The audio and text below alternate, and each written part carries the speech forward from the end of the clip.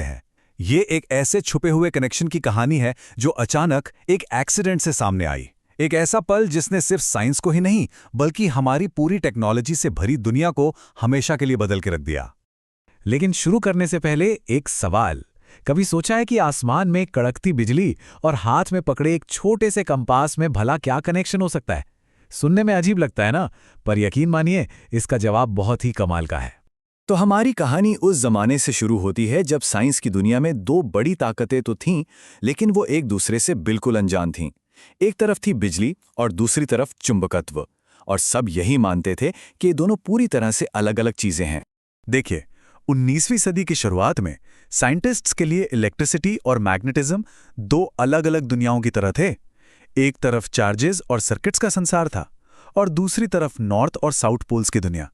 इन दोनों के बीच कोई भी लिंक, कोई भी कनेक्शन नहीं था, या कम से कम सब ऐसा ही सोचते थे।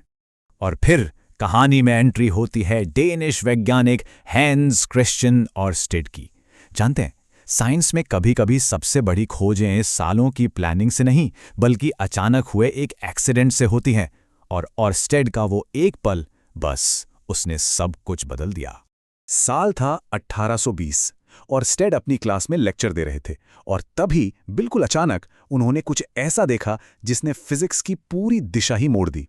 ये कोई बड़ा धमाका नहीं था, बस एक बहुत छोटी सी मामूली सी हरकत थी। उनका एक्सपेरिमेंट का सेटअप बहुत ही सिंपल था, जैसा कि यहां दिख रहा है। स्टेप 1, एक कॉपर वायर को इलेक्ट्रिक सर्किट में लगाया गया।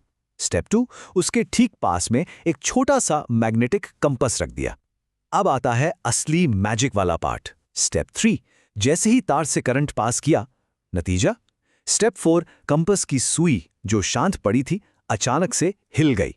कंपास की सुई हिली थी। ये एक छोटा सा मूवमेंट था, लेकिन इसका मतलब बहुत बहुत बड़ा था। ये पहला पक्का सबूत था कि बिजली और चुंबकत्व दो अलग अलग ताकतें नहीं बल्कि एक ही सिक्के के दो पहलू हैं। वो दो अलग दुनियाएं असल में जुड़ी हुई थीं। लेकिन सवाल ये था कि ऐसा हुआ क्यों? मतलब तार में करंट बहने से पास रखा कंपास क्यों हिला? इस क्यों का जवाब हमें एक नए और बहुत ही जरूरी कॉन्सेप्ट की तरफ ले जाता है, मैग्नेटिक फील्ड, यानी चुंबकीय क्षेत्र। तो ये चुंबकीय क्षेत्र आखिर है क्या? देखिए, आसान भाषा में कहें तो ये किसी चुंबक के चारों ओर का वो इलाका है जहां तक उसके असर को, उसके बल को महसूस किया जा सकता है। कह सकते हैं कि ये एक अदृश्य शक्ति का घेरा है। इस तस्वीर में जो दिख रहा है वो बहुत ही कमाल का है। जब लोहे के बुरादे को एक बार मैग्नेट के पास छिड़का जाता है तो वो अपने आप एक खास पैटर्न में जम जाते हैं। ये जो खूबसूरत लाइनें दिख रही हैं, ये असल में उसी अदृश्य चुंबकीय क्षेत्र को दिखा रही हैं।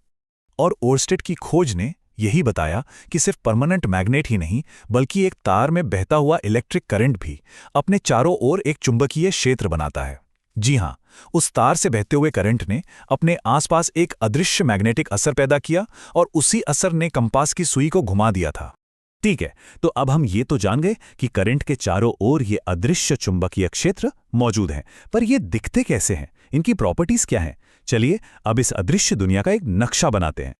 ये पॉइंट्स बहुत जरूरी हैं, खासकर जेई और नीट की तैयारी करने वालों के लिए। पहली बात, चुंबकीय क्षेत्र रेखाएं हमेशा क्लोज लूप्स यानी बंद घेरे बनाती हैं। दूसरी बात, चुंबक के बाहर ये नॉर्थ पोल से निकलकर साउथ पोल में जाती हैं और चुंबक के अंदर इनकी डायरेक्शन साउथ से नॉर्थ होती है। और सबसे जरूरी बात, ये लाइनें कभी भी एक दूसरे को काटती नहीं हैं।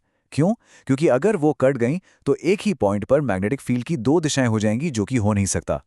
और हाँ, इन लाइनों से हम फील्ड की ताकत का भी अंदाजा लगा सकते हैं। जहां ये रेखाएं एक दूसरे के बहुत पास पास होती हैं, वहां चुंबकीय क्षेत्र ज्यादा मजबूत होता है, और जहां ये दूर दूर होती हैं, वहां फील्ड कमजोर होता है। तो अब अगला सवाल जो दिमाग में आता है वो ये है कि करंट से बनने वाले इस चुंबकीय क्षेत्र की ताकत आखिर किन चीजों पर निर्भर करती है?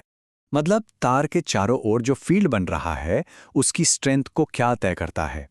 क्या ये करंट की मात्रा पर डिपेंड करता है, या तार से दूरी पर, या फिर दोनों पर? इसका जवाब बहुत सीधा है। दो मेन फैक्टर्स हैं। पहला, करंट।